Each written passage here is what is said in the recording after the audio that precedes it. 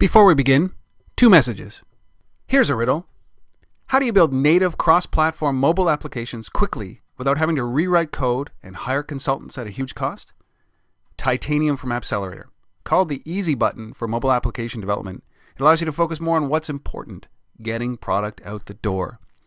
Join the more than 1.5 million active developers who have created over 13,000 apps at www.appcelerator.com.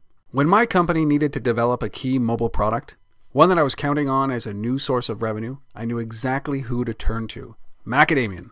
They delivered on time with incredible attention to detail, and I was able to get product into customers' hands faster than I ever thought possible. I've personally known them for 10 years, and they do make great products even better. Check them out at www.macadamian.com.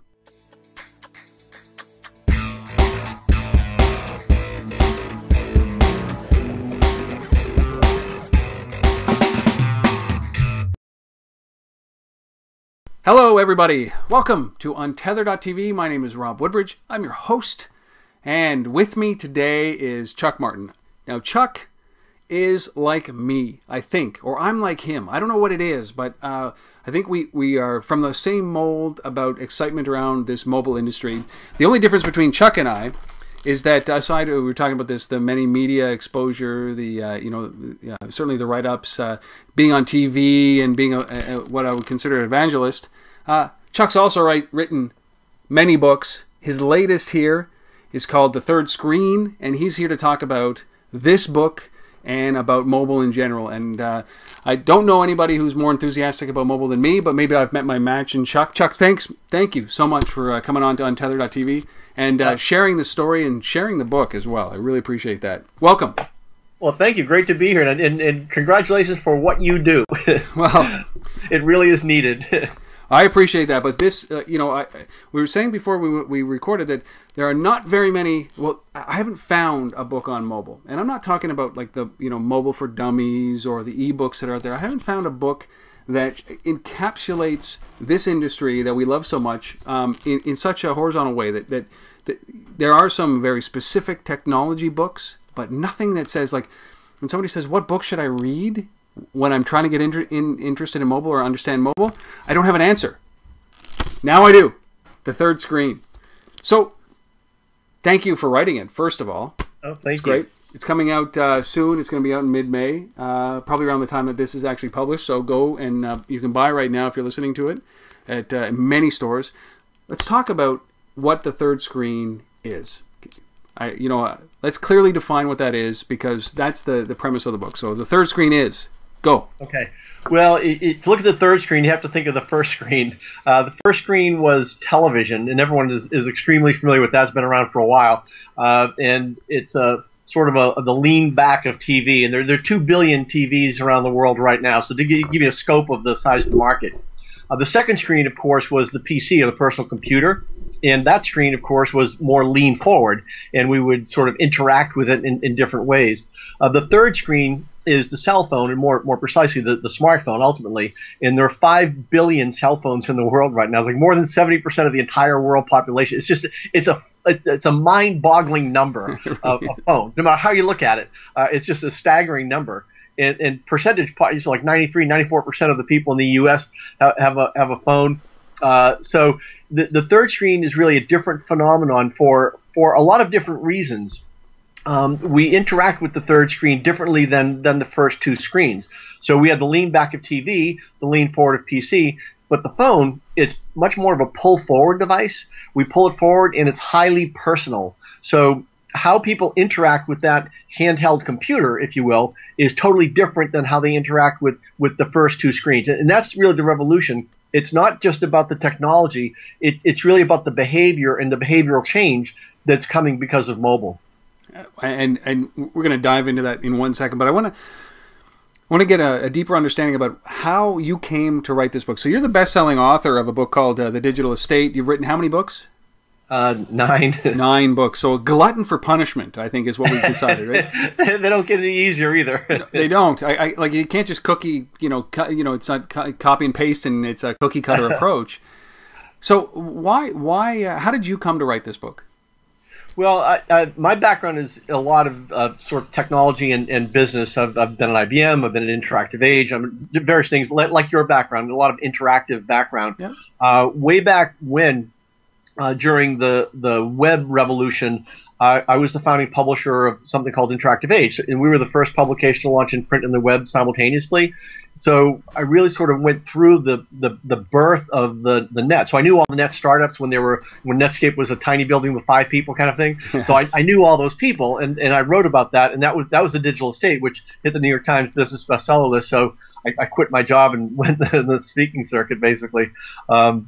And I was a VP at IBM at the time. So I always am looking for new things. Like what people for years said, what's the next big thing? And for years I said, well, there is no next big thing yet. Survival right now. Yeah, until now. Yes. So about two years ago, I was at an OMA mobile conference in New York, and that OMA is Online Media Marketing and Advertising. These are conferences run by MediaPost. Which I'm now affiliated with, by the way. And I was at this conference and doing some research because I started to see mobile a couple years ago as really coming on strong.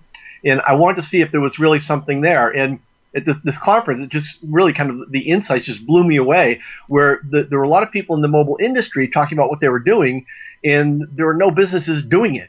Yeah. So we had this industry built, and it was like there was nobody home. So it was like there's a football game or a sports game going on, and there's nobody in the stands watching.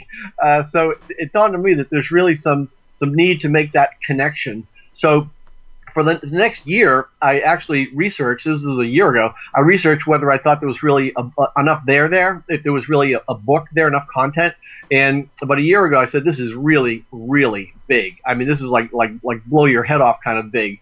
And so a year ago, I started researching the book in earnest. So what we did was we interviewed really 2 sets of people, and we did this over the course of quite a long period of time. We looked at the people in the mobile industry, the mobile startups, and there are more than 1,000 mobile startups. I actually got a list from one of the VCs of the 1,000 mobile startups that have been funded. So it's quite a list, and how much they've been funded and what they do in categories and all that. So we uncovered a lot of research in the course of the book. But we looked at 2 kinds of companies: the infrastructure companies, basically these mobile companies that are basically it is the mobile industry. So we want to look at what is the industry, what do they have, what do they do, what are the capabilities. And that industry is just going gangbusters in terms of innovation, creativity, things that value they've created. Then we want to look at the other companies, the big brands, the Pepsis, I mean, name your brand, the big companies. What are they doing? The Coca-Colas, what are they doing? And how do they see mobile? And we saw this huge disconnect in terms of the industry, the mobile industry that has all this capability, and the established companies that have no knowledge that this is going on. So what we did with the book was we looked at the innovative companies in the brands that are doing things with mobile. The Steve Maddens, the Pepsis, and we have quite a lot of companies, the real leading edge kinds of companies with what they've learned, what has worked, what has not worked.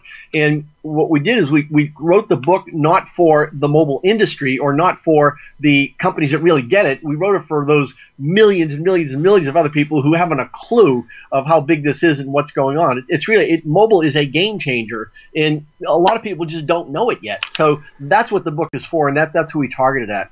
So, Chuck, when you said that, I got goosebumps because, when you talk about this industry, this mobile industry, you're so bang on. People don't understand that that this is bigger than the PC industry, the PC era, the internet era, and both of those come. If you crush those together, what we're talking about here is still bigger than that. When it comes to impact and reach and everything like that. So I always look at people who say, well, you know what, mobile, I don't understand it. And I've always said, like, I don't care if you're a street sweeper, or if you're a dry cleaner, or if you're a high-tech company. If you're not engaged in mobile in one way, that doesn't mean build an app or spend hundreds of thousands of dollars, but engaged in it, then your business is at peril. And people look at me like, you're insane. No, they're insane. Yeah, okay, yeah, you heard it here. Yeah, you're totally correct. The when you think about it, and we ask companies this all the time, what percentage of your customers have a mobile phone? Well, only 100%. Yeah. Okay, what percent of your marketing budget is going to reach those 100%? Less than 1%. Okay, so let me get this straight. 100% of your customers are doing something with something, and you're spending less than 1% of your budget to do something with that thing they're doing something with. And you see these light bulbs go off like, uh-oh, we should do something. Let's hire a mobile guy. Wait, that's right. We'll double it. Even if you double it. So it took you a year to write the book, research and write the book? Yeah, a year from the time we started researching, and from the beginning to the end was really different in terms of what happened. Not in terms of the industry changing, but just in terms of what I learned. Yeah. Because the more people we talked to, they'd say, "Well, do you know such and such?" Well, no. Then you go, nice. Like, "Oh, do you know such and such?" So it just came like one thing after another, and to go visit companies that I was watching get a $20 million investment while I'm sort of interviewing them, and then see where they went like 3 weeks later is really kind of interesting. And we actually from the time we did the final manuscript, and they do what are called bound galleys, so they actually do a paperback version of it essentially for the reviewers. Till the time I got the final to do updates, I actually changed 7,000 words in it. So. It was sort of interesting from an editorial production standpoint. So we actually made updates in late January in this. So we have things which is really unprecedented for book publishing. So it's coming pretty rapidly. And we had to look at for a book, you can't just do essentially mobile news. You really need to look at what are the trends, because the book has to stand for a couple of years. It's not a 1 month thing like a magazine. So it has to have real legs. So we really looked at what are the defining concepts in mobile into which things fall. So there are concepts in the book that identify sort of patterns, and then when companies come like a startup, it fits into one of those. So right. they can be categorized and it makes sense. And that's what we think business people need to understand is this is not about people checking in on a mobile phone on Gowalla or Foursquare somewhere and then connecting with you. I mean, that's a trivial aspect of what's going on. And it's not about texting something because you see it on a package. It's way more than that. So that's what we tried to define and show the scope of this, because it is really, truly massive. Yeah, when you think about that, I mean, writing a book about mobile while it's forming, I often, we're basically, everybody's building on molten lava, right? There's not even a good infrastructure on the bottom right now. Everybody's building on it, and some companies are growing, some are basically, being swallowed or burned alive. So writing a book about the industry while the industry is literally forming must be one of those things like, okay, like running on a treadmill and at 1 million miles an hour and not going anywhere at some point. So did you ever get that feeling? No, not really. We did the same thing with The Digital Estate and Net Future. When we wrote those two books, the web, the companies hadn't seen the web. We would go to companies like big ad agencies, like the ad agency for IBM, and talk to them about the web and say, well, what does it look like? And we'd bring this little floppy disk and put in a Netscape disk and say, this is what the web looks like. Say, oh, wow, that's really interesting. And then who's the crazy guy? Yeah. So, same thing with Net Future. When we were talking, that was about how established brands were going to be transformed by the network.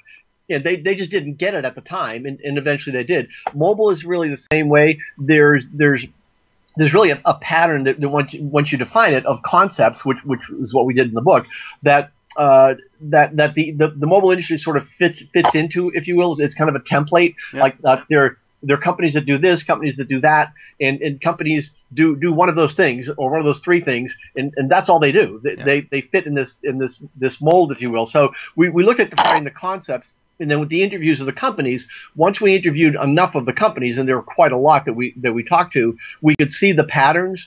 And what's interesting, when industries are being developed, they don't see the patterns because each company by themselves is going 1,000 miles an hour. And they may know their chief competitor. Some of them don't even know that. They're just going so fast with their customer and their development that they're not looking for patterns and concepts and all that. They're looking to do business and make money. Right. The really good news we found in this is that two pieces of information. When the web was being created, there was no network. So everything you needed people to get online. They weren't online yet, so everything was really sort of incremental as it went, that's why it took several years for the web-based businesses to grow, and ultimately some to explode. With mobile, the network is already in place. That's the huge difference with mobile. So mobile basically plugs into the network instantly, globally. That's the whole mass thing, where that's the 5 billion going to 5.5 billion, where that network is already in place. So that's one thing. The other aspect is everybody has a personal experience with a mobile device because everyone's got a phone. Yeah. So everyone has an opinion about mobile. It's kind of good and bad. So you have a CEO who says, "Oh, we should do this because I like this app." And an app is not a strategy. An app is sort of a component of mobile along the way. So it's really sort of an interesting, different dynamic with mobile than it was with other devices. And this whole thing I love that you're untethered TV, because in the book we use the concept throughout of the untethered consumer, where all of a sudden the consumer is disconnected from having to be where a physical device is. They don't have to be where the TV is or the PC. They can be wherever they are, and they are then untethered. So it's the first time we actually can combine supply and demand, which we always do, but supply, demand, time, and location, which has phenomenal implications from a marketing standpoint. So we tried to highlight some of those aspects of things that are coming and capabilities that are coming, because they aren't all here yet, but you can see them coming. It's blatantly obvious once you talk to all these companies. What I found, which is so fascinating, is that the buckets that you chose are logical buckets, right? So if you were to, and the way that you laid out the book is obviously like, look, the revolution is coming. This is what it looks like. This is why, and that part of this is why. It's so interesting to see because mobile's been around. I mean, how long have you had a mobile phone? Right? I'd be embarrassed to tell you. Well, yeah, I mean, I had it when I had a phone where it was so expensive that I was afraid to use it, right? Like, I had a $3,000 phone. Yeah. Like the brick, remember? I do. I remember the first car phone and thought, wow, okay. And this was... I had that too. But this is probably late 80s, early 90s, right? Where we started to see this coming out. So steadily and consistently, people have like this has gained steam, and all of a sudden there are 5 billion mobile devices out there. And it really is a network-led environment where that happened, and then it's like, oh, what can we do with it? And people, that's why people think it happened overnight, but it hasn't. I mean, it's been a 20-year process to get to this point, and I think it took a lot of people by surprise. Yeah, the big change, the big transformation was April of 2007 when the iPhone came out. Yeah. And not because it was Apple, but because all of a sudden people got this device and said, you can do this with something in your hand like that? You can do this with a touchscreen? Yeah. Ooh, this is a totally different thing. And then Android, BlackBerry, I mean, the rest is kind of history. And it is I mean, now with the capabilities that are coming into these devices, it is mind-boggling. I mean, you've got if you look at globally what's happened, the U.S. was actually behind, or North America was behind, and a lot of this was happening in Asia and Europe over the last several years. I mean, in South Korea, they've had broadcast TV to mobile phones for years. I mean, this is not rocket science. Yeah. And QR codes, quick response codes, which I know you've covered here, were because in Asia they didn't have QWERTY keyboards, so they had to create a technology that would route somebody on a phone to a location on the web.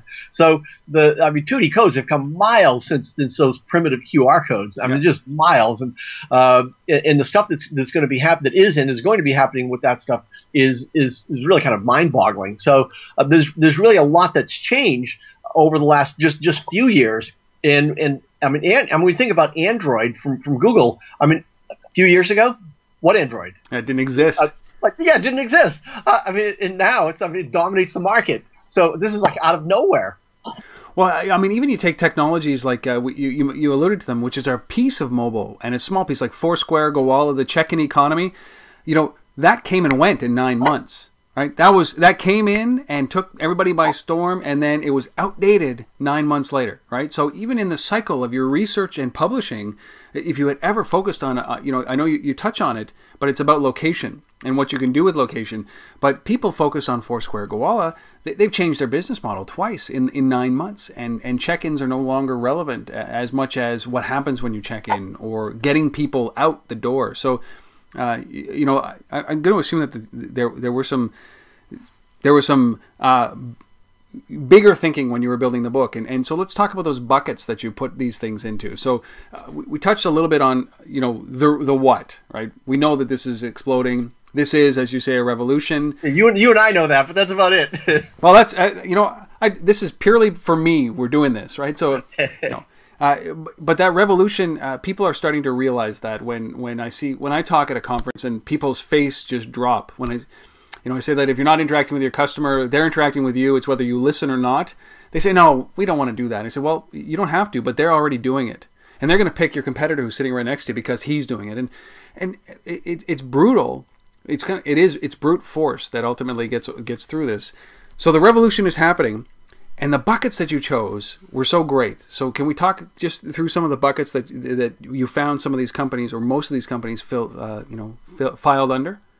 Okay, yeah, I'll tell you a few. One example is location. There are many people who look at location as simply location, and they miss sort of the context. There are two different kinds of location. There's the location-based services where like Placecast with AT&T, they're doing geofences, yep. And that's basically to allow a company to contact a customer. So it's company to customer contact. It might be based on the location of the customer. So a customer gets within a certain radius of a product or a store, the company then can offer them a special deal. So that's company to customer. So that's one kind of location. The other kind of location are the Foursquare Gowalla types location. That's customer to customer interaction where the company is not involved.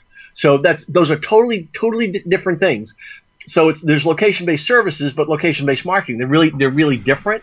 So what we try to distinguish is what companies fall in which thing, and where does the company play. So a company can do the geofencing type of interaction with a customer. They have to wait until the customer interacts with them. It's a pull mechanism. It's not a push mechanism. They can't broadcast it out like the first two screens. Yep. It's really, they have to wait till the customer pulls it in, says, okay, now I want this information from you right now. And these companies, none of them are equipped to do that.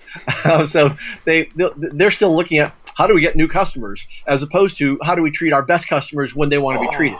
It's such a big point right there, isn't it? Yeah, and companies don't get that yet. Oh. They just don't get it. You know what, Chuck? If I could hug you across Skype, I would, man. Because I mean, I don't know many people who understand that mobile satisfy your existing customers, right? And by that I don't mean give away things because they're in your store, just because they're there. But your great customers, reward them, right? But don't look at this as a way to go and find new customers, right? Satisfy the ones that you got. That business basics that say it's cheaper to keep your customers, your existing customers, than to go find new customers applies to mobile, right? So you hit that right on the head, right? Everybody knows that it's cheaper to keep your customers, and then when you look at all the investment for marketing, it's customer acquisition. It's crazy. Even though you say, but you just said it's cheaper. Well, yeah, we know that, but we still need new customers. Exactly. And it's the same with mobile. They see this and say, okay, well, so we're going to get more customers with mobile. Well, no, you're going to have different interactions with mobile. You may actually lose more customers because of mobile because you're not really dealing correctly with your customer set. This is the first time where the customers are actually ahead of the businesses in terms of what they're doing with mobile, and they're really pushing it. They're pushing the envelope, which is why a lot of these mobile companies are going so fast because customers are demanding, not companies, but customers. Yeah, they want these capabilities. That's why the Foursquares of the world evolve over time because they can see what's happening with their customer set. And whether companies are participating or not, but they've got, a couple 100,000 businesses now are plugged into Foursquare, and they don't really have a sales force.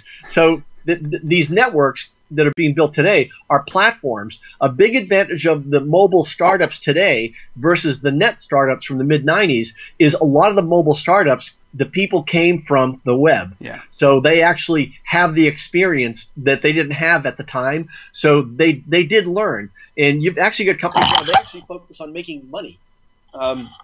they're looking at making revenue. They understand P&L. They understand what the investment is for, and they're actually building businesses. As what a wild concept. So mobile is actually in a much better position from a dramatic growth standpoint as a marketplace than was the web at the time, because that had to be incremental. It certainly did, and I mean the cost to acquire a user. To get them hooked up, get them on the internet, get them to your website, get them through the process, get them comfortable with buying something online. It led to the online grocery stores or Pets.com where they were installing fridges at your door. I mean, it was that point in time where the barrier or the cost to get a customer was so high. But you're right. While somebody's doing, the mobile, they have them in their hand. It's the most personal thing that anybody's owned before, and you carry that more than you would carry your cigarettes or your keys. So, what about apps, though? You alluded to it. It might be a part of your strategy, but what did you find out around the apps? So you got locations. What about the app space? Well, there's still the app versus WAP war. Oh, yeah. Every conference I go to, there's that discussion. And you'll get the parties that believe one versus the other together. They'll debate for a half hour, and then they'll say, right, and they both totally don't agree with the other side. So there's it depends on what you're trying to accomplish. What people have to understand, businesses have to understand, is at least in the U.S. market, smartphone penetration right now is 36%, and by the end of this year, it's going to be about 50%. Yeah.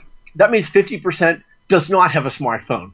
So if you're doing things like texting, you can reach pretty much all phones. If you're doing something with photos, you can reach pretty much all phones. If you're doing an app, you can reach. Depends where you have your app. Yes. If it's an iPhone app, you can reach 25% of the 36%.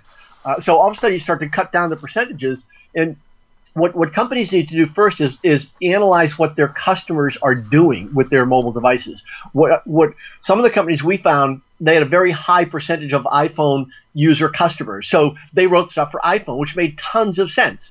There are other companies where, because of the demographic of their audience, a lot of their customers were using full-featured phones, so they're using text messages and MMS, which makes total sense.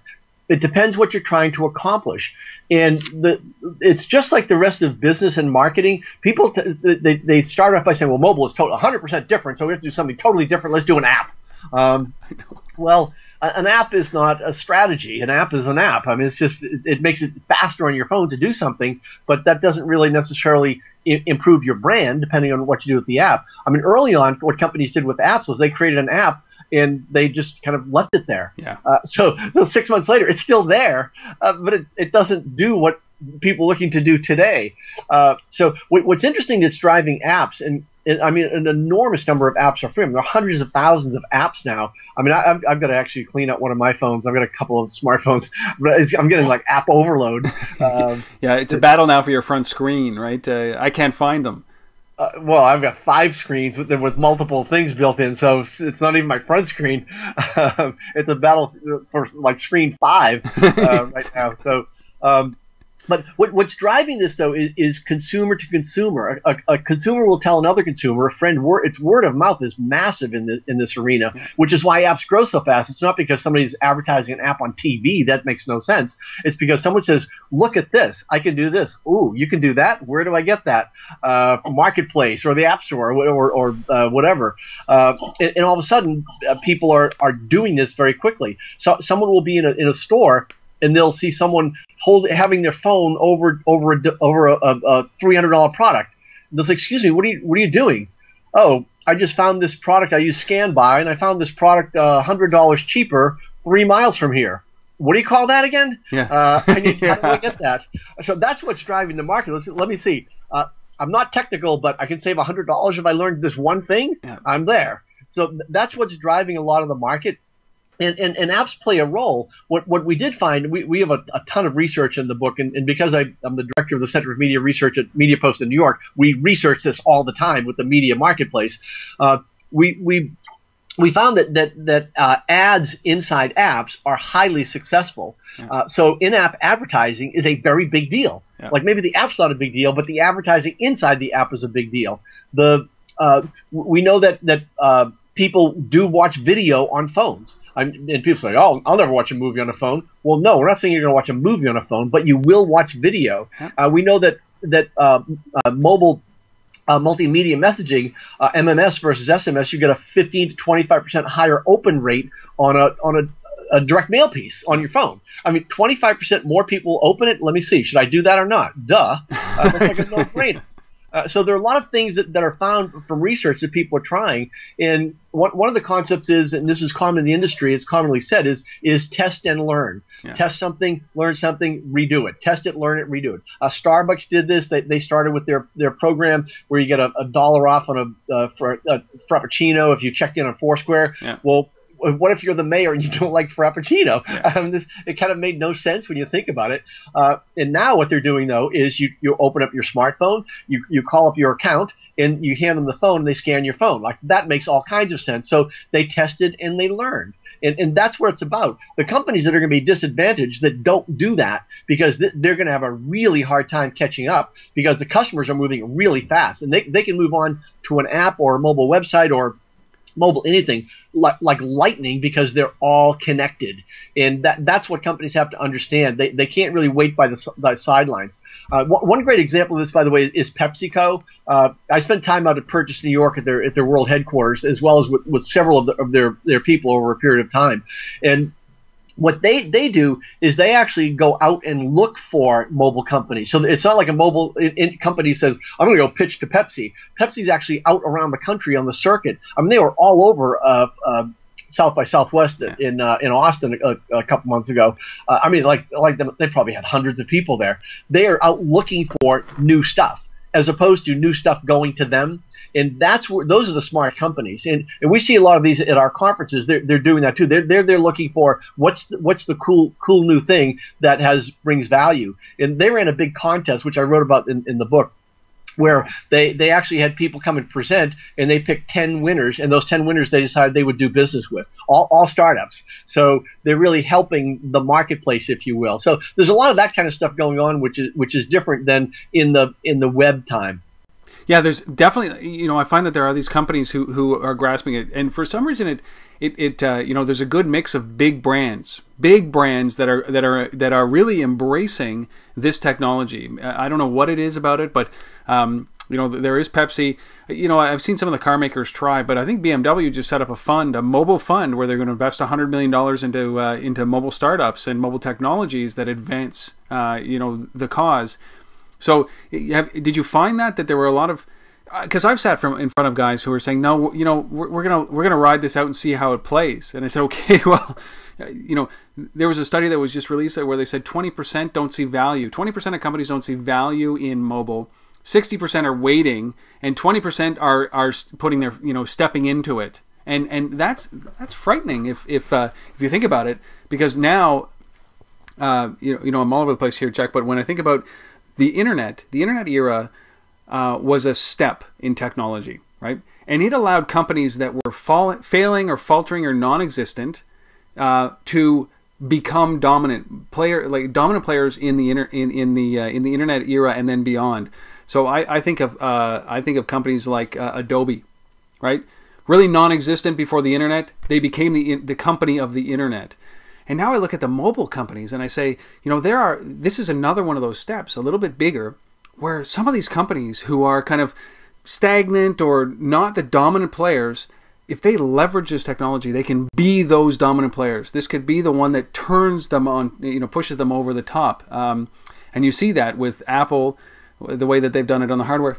You see that with what's happened with Nokia. The once dominant company in the hardware is now Microkia or Nokisoft, and it's subservient to Microsoft. Who would have thought?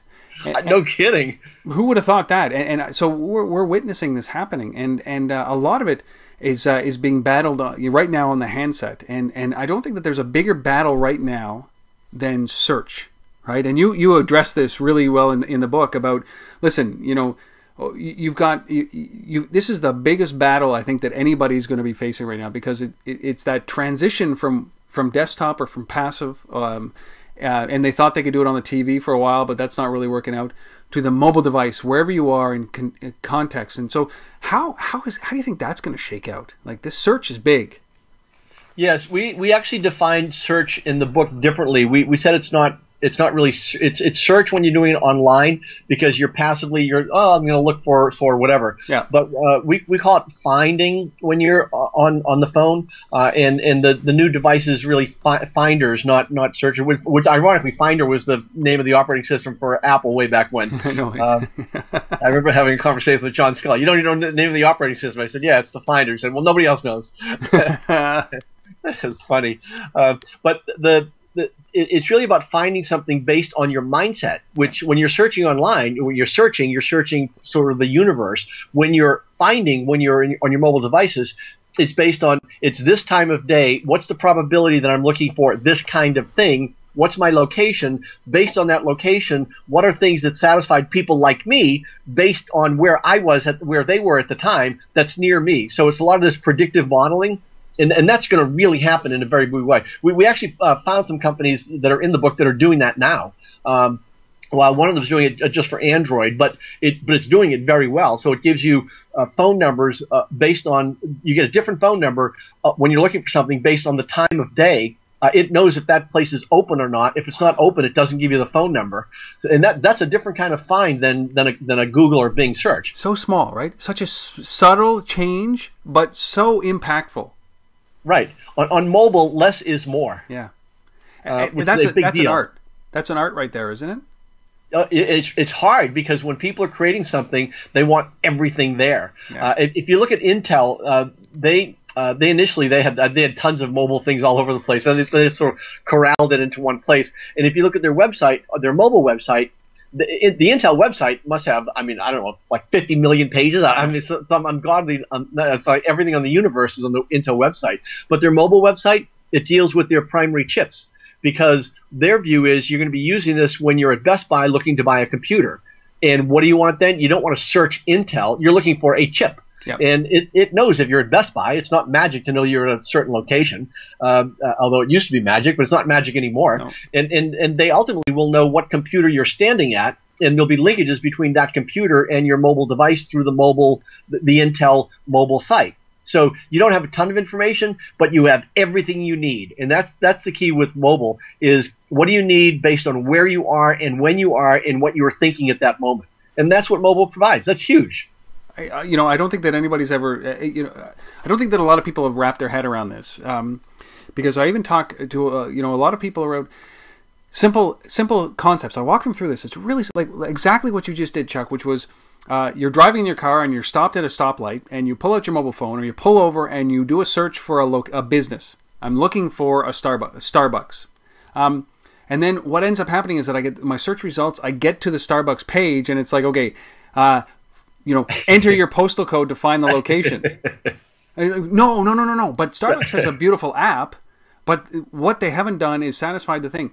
The assumption is I'm in my car, I'm looking for Starbucks, get me the closest one, either a phone number or like that's the only thing I should see because it's in context to what I'm doing. Then maybe pull back if I need to, but really, put a little smarts into what you're doing on the website. And you just described it perfectly. And I contrast that to something that I saw in Toyota. Toyota built an app, which was a shopper app for their cars. They spent hundreds of thousands of dollars building an app that allowed me to buy a car. And that is out of context and out of nature. It's not something that anybody's ever going to do, at least not for the near while. And it's an app that I would use every 8 years because that's how often I buy new cars. Great strategy, right? People don't get it. They don't get it.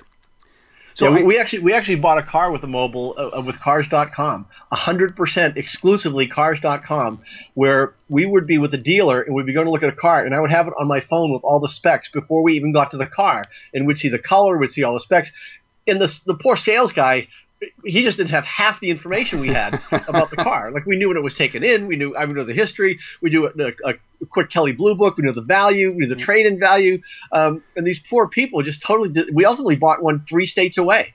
And we did the deal over the phone. We knew the car, we knew every competing car, we knew all the prices. And this is all from 100% through our mobile phones. That's incredible. Wildly successful. It's incredible. So, we're running out of time rapidly. I figured that I could probably talk to you the equivalent in time it would take to read the 250 pages of the book. But Lots of talk right now, and you were immersed in this for a year doing your research. Lots of talk right now about this bubble that's happening, right? And I think that people are a little bit shy about what happened after what happened with the internet bubble because of exactly what you described. Was that it's you have to wait for the market to mature. Those technologies that we saw that were too early in 99, 2000, 2001 are now billion-dollar companies in some instances, right? With that same company. Right. Right. Just the mindset is a little different. I don't second guess putting my credit card online on the buying anything online now. So a lot of talk about the bubble. Yeah. From what you saw, are there any similarities? You were around back then. You're around now. You're immersed back then. You're immersed right now. The difference now is really profound. The companies are much more focused. During the web, a lot of companies were. We've got this cool thing. We're going to get a lot of customers, and we say, well, where are you going to make the money? Well, we'll figure that out later. Yeah. Well, now the companies are saying, okay, this is what we have. This is what it does. What's the P&L? What's the ramp up rate? I mean, a company. I'll give you one example. A company that a lot of people have never heard of. There are a lot of these. This is just one example, but they're a case study in the book. Called Mogreet, M-O-G-R-E-E-T. They're a company in Venice, California. I've been at their headquarters. And they're the largest MMS company in North America by miles. I mean, like by miles. Like they're multiples of times the number two. I'm not sure there even is a number two. And it's not a big brand. So the same thing with Placecast. I think Placecast may be the largest SMS company for text messaging in North America, but they sell it to other companies. So AT&T would use them. Yeah. So you'd never see them, but it's sort of the plumbing. And these big plumbing companies, they're big, and they're doing quite well, and they're global. They're not just the U.S. They're because the whole mobile thing is anywhere in the world. If you create it here, and that's what I was saying earlier. Asia and Europe were way ahead of the U.S. The U.S. has just gone like 1,000 miles an hour in the last 2 years, yes. And it is now driving the market. Everything from Austin to Boston to New York to L.A. to San Francisco. I mean, it's everywhere. Because for a mobile startup, you don't need a lot, and everyone's already got the net, so you can plug in from anywhere. And we go to a lot of these startups. They've got bicycle racks, and the bikes are inside the office like they used to be during the web days. Yeah. But people are sitting with much nicer flat screen monitors than they had then. Exactly. And they've still got headphones on, but they're better headphones. But they're still working 15, 16, 18 hours a day, and they've got their bed so they can sleep there, and they're going flat out. But they've got business models. So, and the investors are different now too, because a lot of them did get burned during that time. So they're saying, okay, what's the revenue? What's the return? They're not necessarily looking for big exit strategies, which was the big thing during the web was how fast can we IPO it? Yeah. And now it's how fast can we get to revenue? And I talked to a lot of companies who they actually are trying to keep they could ramp their revenue up dramatically right now, but because they're dealing with investors, they want to keep their revenue relatively I don't say relatively small, but they want to keep a cap on it so it's not too easily projectable from a profit standpoint.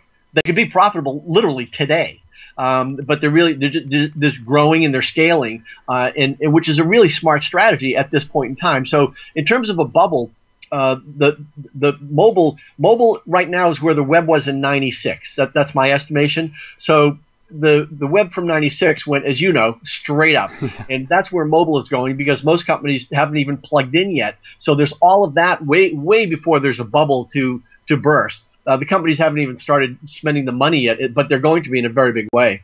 So let me ask you, I mean, if you were to look forward, in the mobile industry, was there a place that you saw this in? You need to be there. Like, where are the opportunities going forward in this industry? Or is it just that it's the wild, wild west like it was in '96, '97, where it's your imagination rules? Well, it's more focused. It's where companies want to play. Like we have in the book, we had concepts like location drivers. Yeah. So a location driver would be a company that has a product that drives someone to a location, like coupon companies, companies that have deals. They drive someone to a physical location. Then there are what we call the location magnets, and those are things that get you to stay in a place. And that would be like Marcello. They do mall mapping inside, airport mapping, convention center mapping. So once you get inside, you would have on your phone. Those guys, yep. Yeah, Those are magnets that keep you in a location, and then they're the ones that actually deal with the transaction itself, and that's where the Shopkicks and the Placecast is doing that with AT&T and Macy's and Best Buy. That's where that stuff plays. So there are a lot of companies that are going to come into those three different spaces, but they'll play in one or two of those spaces. That's where they'll be. So it's highly focused. Location is going to be very, very big because it's going to get much better. Right now we're a few hundred feet of location. We're going to be within like 3 feet of location, just because of triangulation and cell tower and new stuff that's coming in the phones. We'll be paying and swiping with our phones. We all know that. That's not magic. And who wins on that? I mean, you probably saw the ISIS thing just sort of scale back a lot. There are trillions of dollars of money on the back end of that processing stuff. So there's a huge incentive for people to win there. Well, credit card companies aren't going to walk away from that. They're not going to let guys like Square and ISIS win here. No, not at all. No. Yeah, but when you think about it, long term, why would you possibly carry a piece of plastic in your wallet? In my phone, I've got all my cards are in my phone. So I've got, even at supermarket checkout, they get my phone. I don't even know where my supermarket card is anymore. I haven't a clue. But I know where my phone is, and the card's there. JetBlue, American Airlines, all the stuff that's in my phone. Yep. And you always have your phone. I mean, you may forget your keys, but you don't forget your phone. No, you never do. You never, ever do. And that's the future of it, isn't it? That's exactly. I mean, a zip car, you find the car and unlock doors and all that stuff with your phone. Not with, keys. I mean, this concept of a metal object that goes into a hole in a door. I mean, how's 60s? It's so true. Oh, Chuck, I swear I could talk to you all day. I know you've got some live television to do. Don't kill me if I don't show up. That's right. I think that's a bigger problem. You're better to stiff me and go there than to stiff them and stay longer here. So how do people find out about this? Obviously, they can buy this where? The book is The Third Screen. They can buy it where? They can buy it pretty much any bookstore in North America, I would hope, or the UK, actually, and the airports in the UK also. Amazon.com, of course. It's been on there for a while, as well as the ebook version. Obviously, we have to do an ebook version. Yes. They can go to the website thirdscreenrevolution.com, and if they want to do this on their mobile phone, anyone watching this, probably nobody watching this doesn't understand a mobile website, but if they know of someone who doesn't know what a mobile website is, send them on their smartphone to thirdscreenrevolution.com, and they will see what a mobile website looks like. And then there's a checkbox at the bottom. They can just check that box, and it converts to a traditional website, same content. So they can see that we create it that way so that people can see the difference, because they don't typically know the difference between a mobile website and a website. So we wanted them to see that. That's a great thing. And if anybody wants to email me, I answer all my email. I'm chuck@mobilefutureinstitute.com. And we also have a website, mobilefutureinstitute.com. But Third Screen Revolution is the one where most of the book stuff is. So that's chuck@mobilefutureinstitute.com. Long email, but sorry. And how do they and your Twitter account? Chuck Martin 1. Okay. Chuck Martin 1. You got to top name. I had to go with 1. Somebody else is out there. Chuck Martin will get you. Right. There are a lot of Chuck Martins. The book is The Third Screen. It's called Marketing to Your Customers in a World Gone Mobile. I highly recommend you pick this up. If you understand the industry, that's fine. Pick it up. If you don't understand the industry, pick it up. And if you understand the industry so much that you're not going to read it, go buy it for somebody who doesn't understand it, because this is going to alter the way that they actually do their business, interact in life. And it's going to be the first moment. It's going to be when their kids walk up to them and hand them an invoice that's factored on their phone. They want to be paid by PayPal, and you as a parent are responsible for knowing how to do that. So go. The Third Screen, or pick this up in any format from any store, and in Canada it's available on chapters.ca. Chuck, I can't thank you enough. Thank you. Thanks for what you do. I appreciate the book. I appreciate you coming on here, and for anybody who's still watching this, which I know you are watching this, let me know what you thought. Let me know if you're going to buy the book. Let me know if you're going to buy many books. And let me know what you think of the book at untether@gmail.com, and go and check out Chuck's site, obviously, at thirdscreenrevolution.com. And I really appreciate you guys sticking around and watching this. It means a lot to me. It means a lot to Chuck. Go support him in this endeavor. Go buy his book. Chuck, thank you so much. Thank you.